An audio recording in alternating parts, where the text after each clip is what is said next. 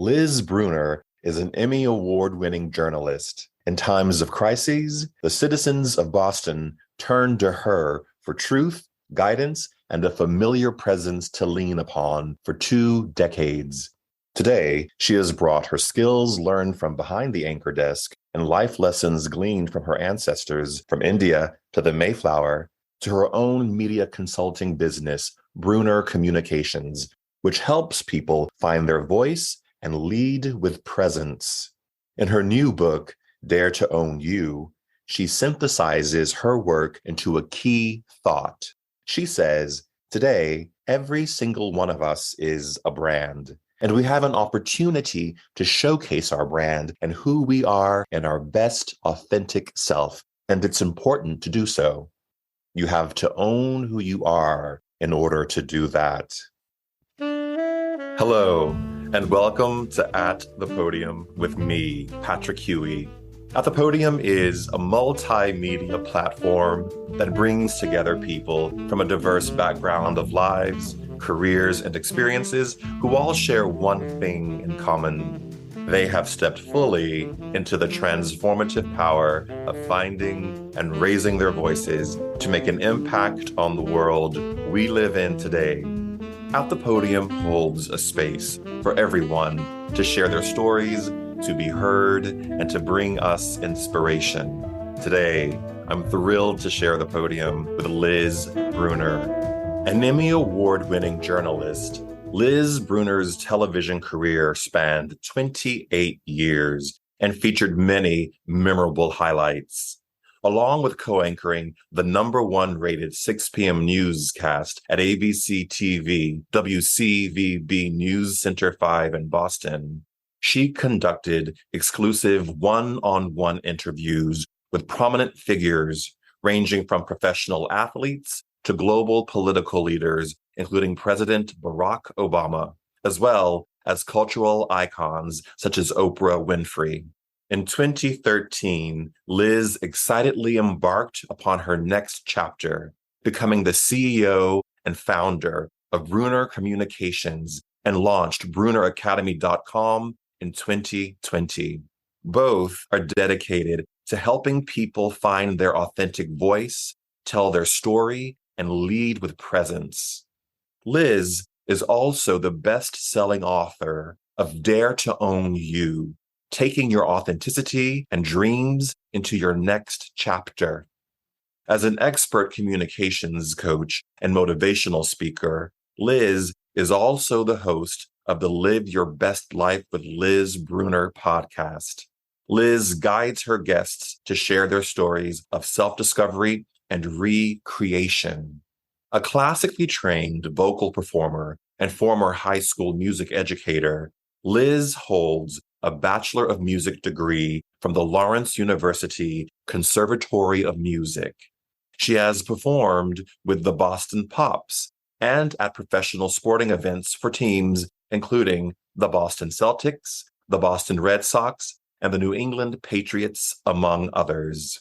Before we hear from Liz today, I want to invite you to share at the podium with the people in your lives. If you find our conversation today helpful, and I trust that you will, take a screenshot and share on your Instagram and tag at the podium _Patrick Huey. Or if you're on LinkedIn or Facebook, share our links there.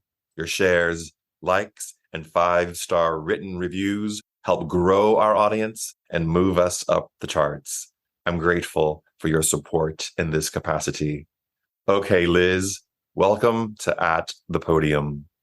Oh, Patrick, thank you so much for that lovely introduction. And I'm so happy to be with you today. I remember when we first met and I thought you just had this wonderful energy about you. And now we're having this conversation today. So I'm truly delighted. Thank you for having me. I'm so happy that you said yes and that we did meet it's been a few months since we met in Boston. And I have to tell you, this for me is one of the most exciting interviews that I've done. And I'll tell you why. You embody two passions of my life, which you would not know that. But the first is you're a classically trained singer. And I have to tell you, my very first acting job in New York was at the Metropolitan Opera. In 1993, I was hired. You'll love this because you were trained in this, but I was hired to be a sword fighter and dancer in a remount of Othello at the Metropolitan Opera starring Placido Domingo. Oh. Um, yes. And, but, Okay, I'm having fan envy here. well, let me tell you, at one point in the show, we were like the sort of secret service around him. There were four of us. And at one point in the show, we have to come up to him and take one cloak off, put one cloak on. And he's singing the whole time we're doing this. So I was probably standing as close to him as I am from my monitor, which is probably a foot and a half away from me right now. And when he would sing, the entire stage would shake. I believe that. You would feel the vibration in your feet. Oh, Now, he has such a powerful voice. And a real actor. He wasn't just a singer. He was a real actor. And when you're standing that close to someone singing, there can sometimes be a disconnect between the singing and the whole thing because it's so loud, but completely blended, completely whole in him. The other thing about that production was that Renee Fleming sang Desdemona. Okay, now I'm having double fan envy. Okay. And amazing. I had no idea what was going on. And so I had no idea. And so one of those old hands who's been at the Met for years says to me, if you like what they're doing, go hear Callous. And so I walked down from 66th Street, down Fifth Avenue to about 45th Street to the Sam Goody and went in. And this is back in the day, you'll remember this, when they had in the music stores little listing stations and you could go in and pick people. We're dating ourselves, but yes. Yeah. And they just happened to have Maria Callas in the queue in the classical section. And I fell in love with the opera and I've loved it ever since. And so when I saw that you were a classically trained singer, I was like, wow, this is great. The other thing before you respond was when I was a little boy and I was going off to college, one thing I wanted to do, and I was very specific, I don't know how I got this specific about it, was I wanted to be a reporter / anchor. That was the job I wanted to have. And then life took me in a very different direction. I was going to the University of Texas in Austin to study journalism. I ended up going to Vanderbilt instead. So when I got to Vandy, I realized there was no journalism program. And so I cobbled together my own idea of what a journalism degree was, which was the writing, the reading, and the English in the program, the theater, the directing, acting, and then the sociology to pull it all together to give it some kind of context. So you embody everything that I was very excited about, still am in my life. So I'm very happy to have you on the show today. I think we're kindred spirits in some way. My goodness. Thank you. Yes. So I was reading your book, and I'm going to pull up the quotes here because there were two really beautiful quotes in your book, Dare to Own You, which I love that title because it is a dare to step out on faith. There were two quotes in the book that you referenced that really moved me. And one was from Anais Nin. And she says, life shrinks or expands in proportion to one's courage. And then you quoted Jack Canfield, who wrote the intro to your book. And he says, you've either created it, promoted it, or allowed it to be that way. And in their own unique ways, they're essentially saying what's at the heart and core of what you wrote, which is that you have agency in your life. You have the ability to make the changes you want to make, be the person you want to be at any point in your life. Those two quotes to me really synthesized what the book was about. Thank you very much for saying that, but it's not without trepidation, mind you, yes. that I have made these career changes, because when you think about it, I went from being a high school music teacher to working in retail, chapter number 2. Chapter number 3 was my 28-year television career, to chapter number 4, which is the one I'm currently in as an entrepreneur and have been in for almost 9 years as an executive communications coach. So now you take all of those pieces, and it does take courage to step out of not knowing what you wanted to do and saying, okay, I feel like organically deep within my soul, there's something more I'm supposed to do. So I'm going to leave teaching and leave singing, although I still continued to sing semi-professionally. But I'm going to take this leap of faith and figure it out. And I kept trying to figure it out. Every single chapter I had, I took another leap of faith, which takes tremendous courage. And so, not to pat myself on the back, but I do think that is something that is also, I'm now learning at this age, I have been courageous. And I encourage people, be courageous. Try not to be afraid. And even when I was leaving television after 28 years and launching my business, when I never, ever wanted to own my own business, okay, let's just start with that. I knew for me, if fear was the only thing standing in my way, Patrick, that was not a good enough reason to not take that leap. And I did. And looking through your life, you referenced it. You start as a music teacher. You then end up in Tampa at the news station there. And then you take another leap of faith and you end up in Boston, where you were on the #1 rated show at 6 p.m. for almost 20 years. You were the voice and the face of the community of Boston. And having lived in Boston, I know how important that is in that city. And I really felt in all the stages that you have been in your career, what you're really doing. And even now, as you're in your latest iteration as a CEO of your own business, as a communication coach, you're creating platforms for people to be heard and to be seen and to be valued. And in the true sense, you've validated thousands of people's existences. And I want to know, was that the intention always? And where did that come from within you to have the courage, as you said, to do that? I don't think it was the initial intention, to be quite truthful with you.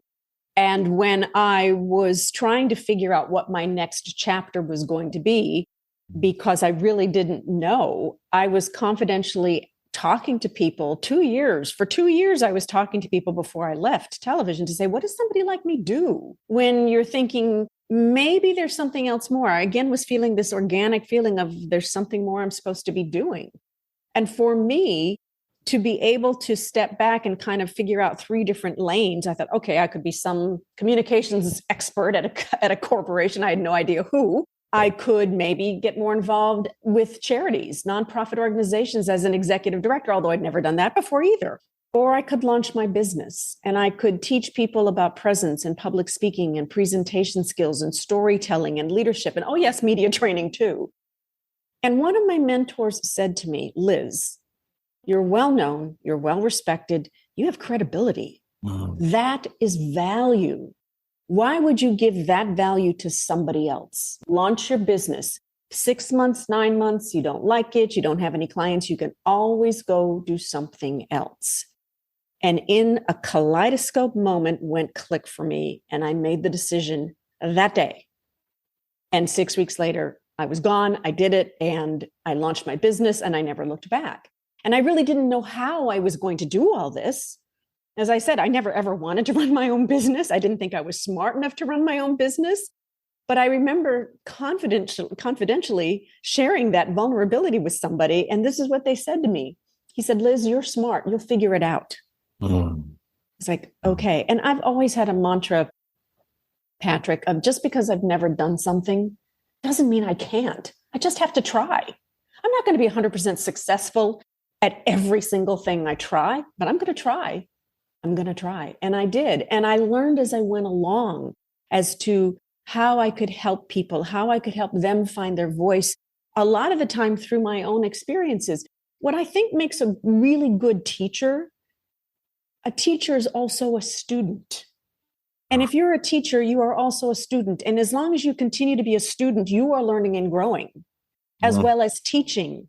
And so for me, finding my own voice and still finding my voice has been a learning process for me, but I'm also helping other people learn how to find their voices through some of my own experiences. There were 2 really wonderful moments in the book that you talked about in terms of this courageous act of stepping out away from a very successful career into an unknown. One, you talked about having the courage to find those informational interviews with people and the people who you could be vulnerable with and share your experiences with. And then you also talked about going to that, I believe it was a cocktail party or a mixer or a fundraiser. I don't recall the details, but you bought the ticket, you went alone, and you talked about the importance of when you're stepping into something new, take those moments to build relationship with people, even if it's, and you talk about it in your work too, that when you would interview, perhaps when you interviewed Barack Obama, that you thought it was really important to build a connection with that person first. You want to have the appetizer before the meal, and the appetizer is building the connection. Both of those things, the informational interviews and the taking the time to build the connections, really resonated with me within your book and your work as you described it. Speaking of that human connection, for example, when I interviewed President Barack Obama, first and foremost, I'm a human being first before I was a reporter. Okay, so that human connection was very important to me. Now, mind you, I was writing the White House for 4 years to get that interview, and I finally got it. But it was important to me to connect with him on a human level. And of course, in my own research of him, along with everything else I had to ask him in my very short window of time, what was wonderful was I knew that he had been born in Hawaii. He was born in Hawaii. And I had grown up in the islands. Wasn't born there, but grew up in the islands. And so when he walked into the room and he greeted me and he said, "Hello, Liz." And I said, "Hello, Mr. President," or should I say aloha?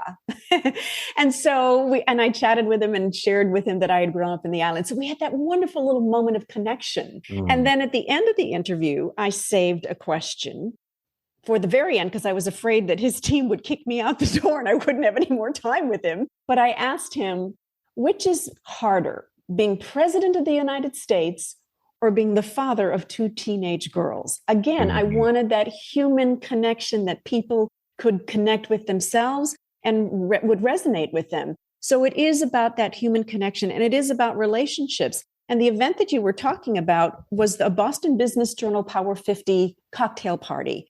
I had just recently left Channel 5, and I opened up the Boston Globe that day. There's this full-page ad, actually 2 full-page ads, about all these people that were being honored that night of the Power 50 event. And I'm looking, I go, I know that person. I know this person. I know her. I know him. I thought, wait a minute. I have relationships with these people, but they know me as Liz Brunner, news anchor from Channel 5. I am now CEO and founder of Brunner Communications.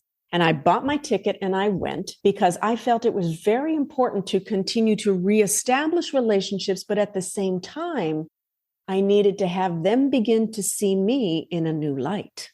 I want to know where this comes from in you, because not everyone has the capacity or the ambition or the drive to make these huge leaps that you've made, to take the time to figure out, how do I go from A to B? And I know your father was a minister, a pastor, a reverend.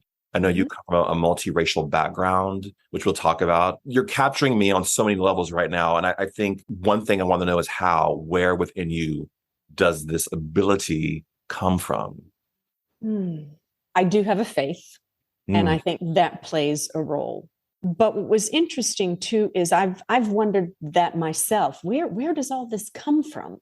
And I talk a little bit about it in the book. There's a chapter, and you'll remember from reading this. And thank you, by the way, for reading my book, Dare to Own You. I really appreciate that. And I was putting a lot of my family history and heritage in the book. I kept saying to myself, why do I feel so compelled? Who's going to care about my family lineage? And I put it down into my computer and I got up. And I love to walk the Charles River in Boston. And so I got up and I started walking across to the river. And literally, I'm talking to God. I'm talking to the universe. I'm like, why do I need to do this? Why are you making me put this in the book? And tears started streaming down my face. It suddenly dawned on me the weight of this heritage and lineage of doctors and engineers. And I mean, and the history that goes back to when the Apostle Thomas converted 12 families to Christianity in India eons ago, to whoever came over on the Mayflower. And my ancestors owned the farmland under Boston Common. And so there's this heritage that I didn't even realize I felt the weight of.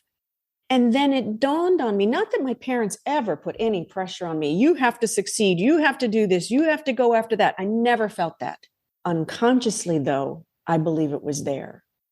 And I also felt like how many people in the world today have, whether it's conscious or unconscious, feel the weight of you're supposed to be a lawyer because I own the firm, I founded the family firm, and you need to do this, or you need to be a doctor, or you need to do the expectation that is there for a lot of people.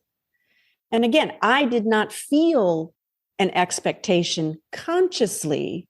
I think I put it on myself unconsciously to continue to strive and drive to be the best I could be at whatever I attempted to do. It's woven into us all. There are, even if the pressure is not overt, it's in the signals that are sent, and where you grow up and where you go to school, and what your parents value as a child that you see them value. It's still present within you. It's all there. I went to this school, you need to go to this school. It's all there, whether they're conscious, unconscious, overt or not. It's all there. I wanted to talk to you about racial identity because it's come up in this show several times, and you bring it up in your book. You say, I am a melting pot. I am a mosaic. I am an American. And you talk about this in reference to the challenges of identity, not for you, but for others, trying to place you within a specific lane to probably make them feel comfortable because you didn't have an easily discernible ethnic heritage or racial identity for people to sort of latch onto. Did that impact your vision of yourself? And can this also have played a part in your success as a teacher and an anchor and now a coach? Because you got a 3-dimensional understanding of what empathy means because you went through that experience. Well, first, let me level set here. I'm not going to say that the experiences I had are so traumatic and even can compare to what other people experienced in their own lives or continue to experience today when it comes to prejudice. But you're right. People didn't know. Well, is she Black? Is she white? Is she Hispanic? What is she? What is she? Does it matter? It does to a lot of people, but it didn't matter to me. But I do think that experience did contribute to what I'm going to define as being a good student of human nature. What that gave me, and I think it's what made me a really good reporter and journalist, and it's what makes me a good coach, is that I'm a good student of human nature. I have to assess very quickly, how am I going to connect, back to that part of our conversation, how am I going to connect with this person? How am I going to connect with this person? How am I going to help that person? As a reporter, you have a limited amount of time sometimes with someone, and you have to get to the essence and the core of their story very quickly. You have to know how to connect with them. And so being a student of human nature and having all of those experiences that I have gone through, I do think gave me a different lens in knowing how to connect with people. Does that make sense? It makes perfect sense. It speaks to the success you've had throughout your career, that you have that incisive ability to see a person. It's not about sizing someone up for weakness. It's about sizing up who they are in their humanity to reach within their soul. Within their soul. Right. Absolutely. It's actually quite moving. I had a reverse experience when I'm obviously African-American, though I've done the 23andMe and I find there's a lot more going on in me than I ever thought. There always is. You're a mosaic too, right? I was like, what do you mean I'm 20% British? Well, I've got a little Scottish, a little French, a little German, I'm a melting pot. You're a melting pot. It's a beautiful analogy. But I left America for 5 years and lived in the Caribbean and then lived in Asia. And when I did that, I had to have a very different view of myself as a Black man because they were looking at me differently. And so all of the pieces and all of the walls that I had built up over the years, just growing up in America and being a minority or in a minority group, had to fall away. And I had to rediscover myself without those hindrances. It changed me. It changed me as a person because I was like, what does my life look like if all the things that I used to define and identify myself no longer matter? Particularly in a place like the Caribbean where most people are Black or of African ancestry. Mm-hmm. Growing up in Hawaii, we were surrounded by multicultures, African-American, Hawaiian, Filipino, Japanese, Chinese, you name it. And, there we are, these little brown children and brown because of my mother being from India. My father was American. And, she used to tell the story that when we were all on the beach as little children running around, and the tourists, as we call them, the haoles, would come up and say, "Oh, can we take a picture of your beautiful Hawaiian family?" My mom got so tired of saying they don't have an ounce of Hawaiian blood in them, but sure, go ahead. It's those kinds of experiences that I know for myself. I was colorblind growing up, if you will. And then moving at the age of 10 to Lily White Peak in Illinois, in the heart of the Midwest, where everybody was white, the KKK was known to exist. It was a huge culture shock. So I can relate to your own culture shock of going, wait a minute, I'm suddenly being looked at differently. What does this mean? What does this mean? So you, Liz, mentioned Hawaii. And one of my friends who I've known for many, many years was actually Miss Teen USA from Hawaii when we were growing up. And so I've always had, I think, a bit of an insider perspective on the pageants from spending so much time talking to her. And I know that you too came up in the Miss America pageant system. You were Miss Illinois. And I wonder if you think, or what your perspective is on why pageants have had such challenging reputations in recent years. And it can't just be because of the swimsuit issue. Because I see the women who come out of the pageant system who are incredibly poised, well-spoken, very focused, and many of them are doing that to get money to pay for school. Well, the Miss America pageant system is actually a scholarship pageant system. You get a scholarship for your education, which is very different than the Miss USA. So there's the distinction between the two. And that's one of the reasons why I was in that pageant system. I needed money for school. But to answer your question, it's almost like there's a love-hate relationship with pageants. And some people, they want to look and they want to look at the women, they want to see their talent and, but that's just too superficial. Well, guess what? I'm not superficial. A lot of the women I knew in the system were not superficial. We're smart, we're educated, we have a lot of thoughts, we have a lot of opinions, we have a voice. And I think sometimes, again, I think it speaks to some of the challenges that I had, which were that a lot of women were intimidated by me. And I don't know whether more men hate the system, the pageant system, or more women hate the pageant system. That's a survey for somebody else to do. But I would probably venture to guess that the love-hate comes from more women.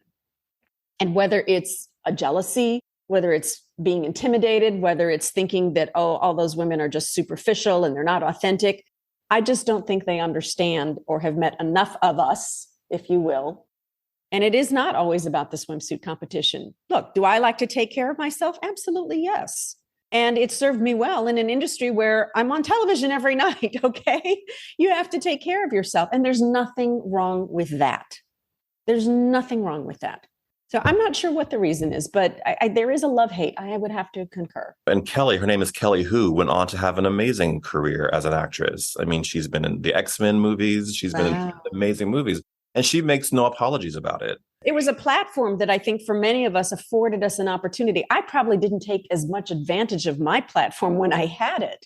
In hindsight, I guess, people say, well, do you have any regrets? I don't have any regrets, really, other than not changing my name to Chaco when I was on television, which is my mother's maiden name. I would have been Liz Chaco. Had I known what I know today about the business back then, I would have changed it. Right.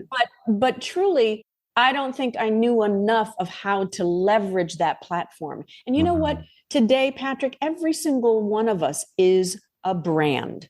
Our companies are brands, but we are brands too. And we have an opportunity to showcase our brand and who we are in our best authentic self. And it's important to do so. People are not ready for that. They're not, because you have to own who you are in order to do that. You must. I was speaking to a woman who's a very successful director in Hollywood. She directed almost all the Hannah Montanas. She directed for Sesame Street. And she talked about her imposter syndrome, which you reference quite often in your book. And you say this, when you were looking to make that transition into broadcast journalism, you said, what if they found out I was scared What if they found out I was afraid I couldn't do the job, didn't know how to do the job? The imposter syndrome was in high gear. But then here's where I think your brilliance comes in. You said, but I knew I had to somehow push past my fears to break through the glass ceiling that I felt existed, even if that meant faking it until I made it. How did you push through? Well, the incident that you're referring to is actually my leap from my first television station, which was WCIA, where I literally learned everything on the job. And now I was going to my second television station, which was in Tampa, and I was going to be in a management role, the director of community relations, and I was the only female in upper management. I was petrified. I'd only been in the business for 3 years, and now I'm in this position with all these white men. Okay, I'm not going to say how old they were, but let's just say a lot of white men. And there's Liz. I was petrified. As I wrote, what if they found out I didn't know how to do the job? I didn't know how to do the job. And so, yes, in some respects, I faked it until I made it. But how I pushed through the glass ceiling was through a lot of listening. I did a lot of listening. And then when I was like, you know what, Liz, you've got a good point here. Find the courage to speak up, use that voice. But it was scary. It was very, very scary. I think that's what's hard a lot of times for women in various circumstances where like, I don't know if I should say something. I don't know. Oh, wait, no. Oh, and then before you know it, somebody else is saying your idea. It happens all the time. I had to learn how to listen. Yes, I faked it until I made it. But I also, again, comes back to one of the first things we talked about, which is courage. You have to be courageous in life. And that's not always easy because that means you have to change. You have to make changes. You have to make behavioral changes. What's so interesting is a lot of people will come to me and want me to work with them one-on-one. Can I just have one session? Like, no. Nope. It's a series of sessions together because it's about me holding them accountable, but also them holding themselves accountable and also making behavioral changes, which are very hard to do. And initially, they're very, very scary. We don't like change. Oh my God, no, you want me to do what? And you talk about that gentleman in your book who didn't realize that he was not a great speaker until you video recorded him. And you were like, this is why you're not making progress, because sometimes people need the visual proof. Look, and the older we get, the harder it is. And it's a fact. It's just hard to change. And the story that you're talking about was a gentleman who was up for a promotion. And he thought he was just a great presenter. And, and the video camera is the truth tool. That's why I use it when I'm working with clients, because I could tell them till I'm blue in the face, you need to do this, this, this, and this. And here's why. And it would be better if you do A, B, C, D, E, F, G. But until they see it and they hear it, does suddenly something go click? And that gentleman, I said, well, let's hear your presentation, because he had to share his business case. And I did this, and then I did that, and then I did this, and then I was like, okay, I'm asleep already. Okay. And once, and I point blank asked him, I said, let's take a look at it. And we watched it. He said, wow. He goes, that's not very interesting. It's kind of boring, actually. And I said, interesting. Guess what? You got the content there. We just need to play around with it a little bit. We have to get more creative. Yeah. It's always a story. Everything is a story, a speech, a presentation, a pitch. Everything is a story. It's not fiction. It's fact, but everything is a story. Oh, you talk about in the book, which is tied to imposter syndrome, I think. You talk about this idea of allowing yourself to be authentic and vulnerable. And you reference the story, I believe you were in Tampa, and they asked you to sub in on a live talk show that also had a call-in component. So manage those two bears at one time. And you said, and you wrote, I could either walk out there and fake it, or I could come clean with the audience and be my authentic self and vulnerable. And you chose the latter. You said the response from the audience, that they were even more behind you because you revealed your humanity to them in that moment. Yes, that was a very scary day because I had never hosted a live talk show that had an audience, had a guest. a live guest and a call in from the viewers, and it was pretty darn scary. And as I was walking into the studio, I thought, how am I going to do this? I've never done this before. And I remember turning to the audience and just saying, hi, I know I'm not the host that you're expecting, Kathy. I'm Liz. And I said, I've never done this before and I'm really, really scared. So I just want your help today. A roar of applause. And it made me feel so good because I did choose to be that raw, to be that authentic, to be that vulnerable.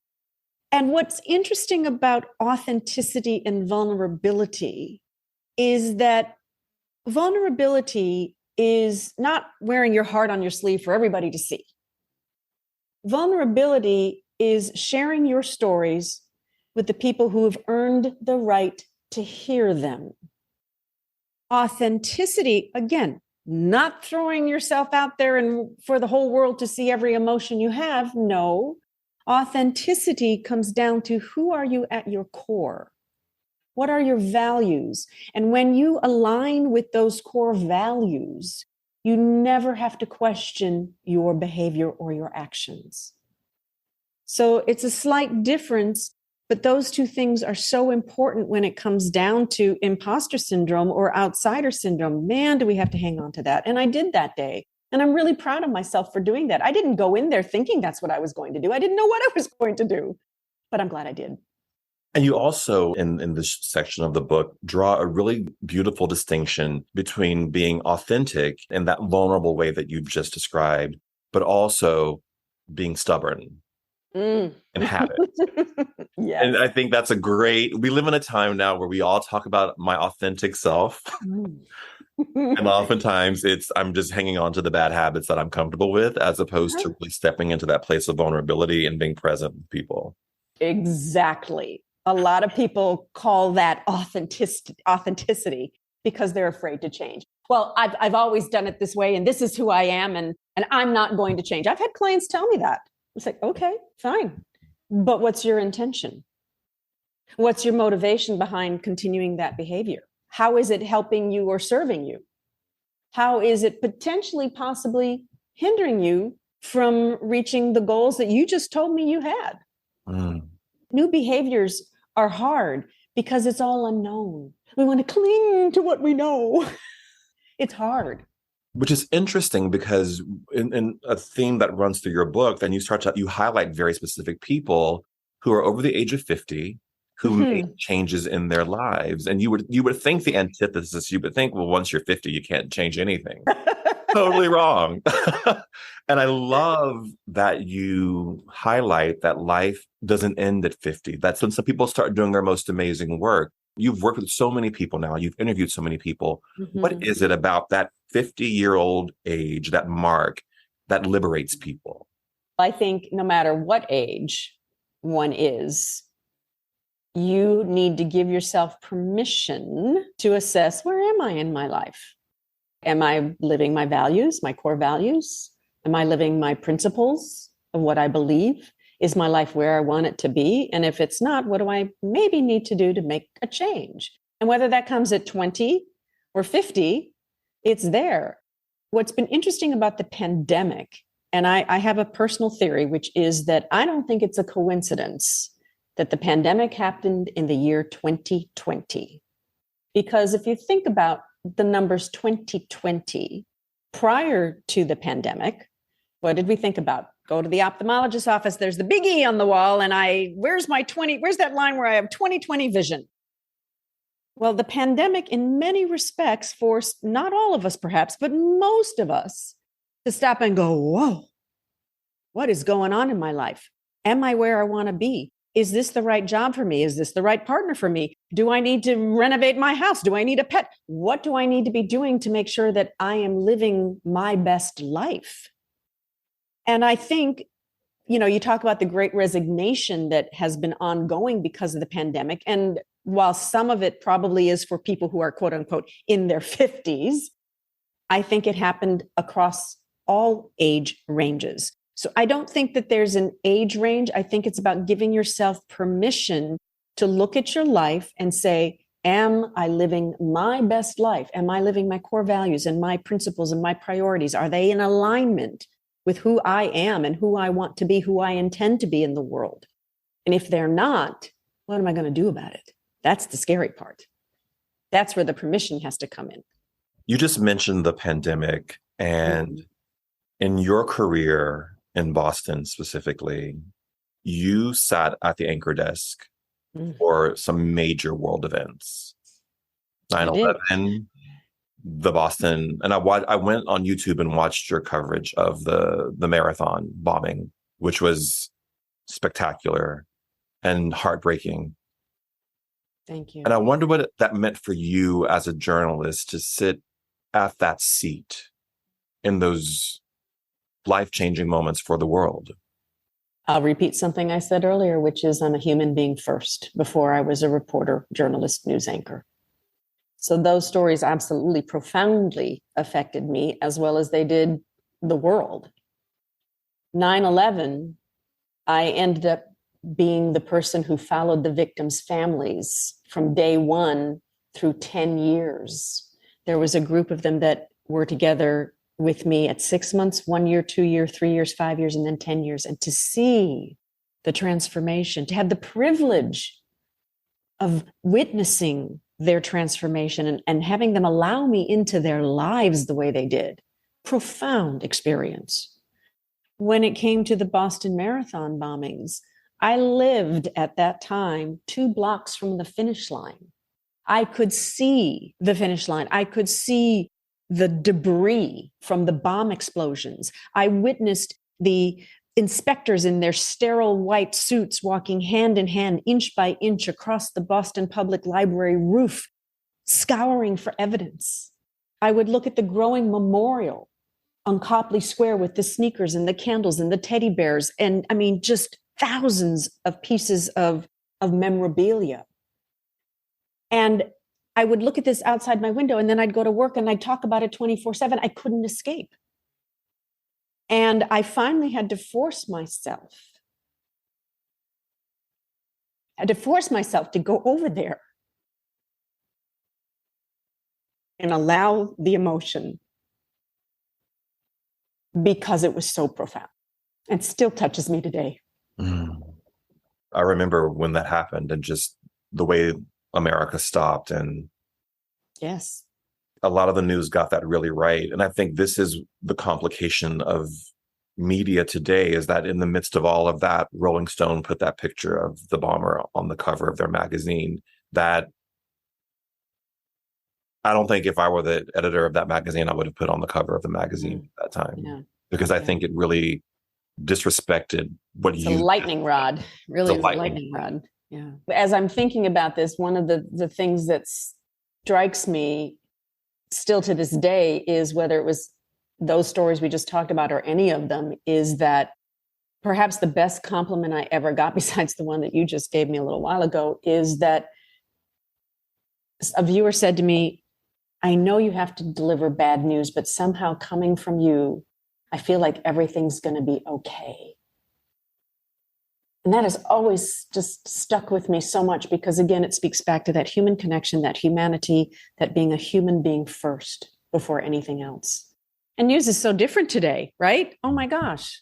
It's just not the same. When I got into the industry, everything was very black and white. Yeah. These were the facts. We're going to deliver the facts and you make up your own mind. I think everything's very gray today. And the lines between news and entertainment are very, very blurred. And if you think about the television industry as a pie, and when I got into the industry eons ago, we had, 4 or 5 slices to the pie. Now there are hundreds of slices to the pie, with all these streaming opportunities, all these different channels. I mean, what digital, what DirecTV, we have 1,000 channels. 1,000. I mean, the slices are so much thinner. So everybody's trying to grab that attention wherever they can to make sure that they get the ratings and they keep getting on the air. So it's very, very different now. I'm glad I'm not in it. I'm just glad I'm not doing news anymore. Don't miss it for a minute. What is your perspective on the democratization of media? Everyone now is a photojournalist. Everyone now has a platform. That didn't happen in a vacuum. I think many people didn't see themselves reflected in the news at certain points. But also, the minute we uncorked that bottle, we also released a lot of complication into the world around news and facts and truth. Right. There is still truth. There is still truth. No, there is still truth. And the video camera never lies, in some respects. So when I got into the industry, we were just being able to go around the world in an instant with satellites. And now every second of every day, we can go around the world. And so we have all this information coming to us. And now everyday citizens, get out the iPhone. Here we go. I'm going to take a picture. I mean, and in many respects, I'm glad we have that because it is shedding light on truth in many respects, as hard as it is to see sometimes. It is shedding light on truth and transparency. You have interviewed thousands of people. You coached many, many numbers, hundreds, maybe thousands of people. What has it taught you about yourself? I think, well, first of all of us, almost all of us at one time or another, and in fact, I think research suggests 75% of people feel imposter syndrome at some point in time in their life. So in many respects, that's made me feel like, you know what, Liz, you're just like everybody else. And I've always felt like I was just like everybody else, but it's kind of nice to be validated that, oh, okay, that person who I would never have thought would have had imposter syndrome. And I refer to former Navy SEAL Mark Devine in the book. Here's this macho guy, he's number one in his SEAL class and he experienced imposter syndrome. He's an author of best-selling books and he experiences imposter syndrome. Look, it happens to a lot of us. So in many respects, that was validating. But the bigger piece, I think, is for me, but I think for everybody, we all want to be seen and heard as we intend. We all want to feel appreciated. We all want to feel like we're liked. We all want to feel that we are valuable. And we also all want to feel love. In all candor, I had a little bit of imposter syndrome yesterday as I was writing your questions. I was like, oh my goodness, she's a real journalist. And so are you. So are you. Do not negate your talent here. Brilliant. Okay. Thank you. But no, I mean, I'm living through what you're talking about is that everyone is subject to it. And I've interviewed so many people now and different levels of success and all of that. And, this one mattered to me in a very specific way. I think just because there's so many crossroads where we have met unknowingly in our lives. I'm touched by that. Thank you. I have a final question for you. In this season, we're talking about people who have found their voice or who are in search of their voice. And I wonder what you would say you have found or have you found your voice and what you would say with your platform and your voice. I believe that I am continually finding my voice.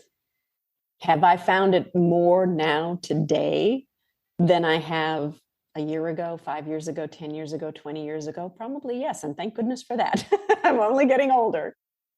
But I also believe that writing my book, Dare to Own You, taking your authenticity and dreams into your next chapter, really had a profound impact on me in helping me continue to find my voice. It was pretty darn scary, Patrick, to share some of the stories that I shared. I felt incredibly vulnerable writing them down. But I also felt like I was receiving downloads from the universe. It was divine intervention for me putting those stories in there. And I just had to trust that in some way, shape, or form, if I'm able to share my stories, if I'm able to share my voice, if it helps anyone find their voice, then I've done my job. Liz Brunner, thank you so much for your time today and for your wisdom and your heart. Such an important conversation and such important work that you're doing. It's not helping people just grow a business. It's helping people grow into their humanity. That's a gift. And the world needs that. Thank you. My whole vision right now, Patrick, for my life is I want to teach, I want to motivate, and if I can, inspire people to live their best life, whatever that means for them. And so you're doing that. And I thank you for the privilege and the honor of being able to have this conversation with you today. Thank you very, very much. I appreciate it. Thank you too. Thank you too, Liz. And to those of you who are watching or listening, remember, we all have a voice. Use yours wisely. Bye, everyone. Thank you, Liz.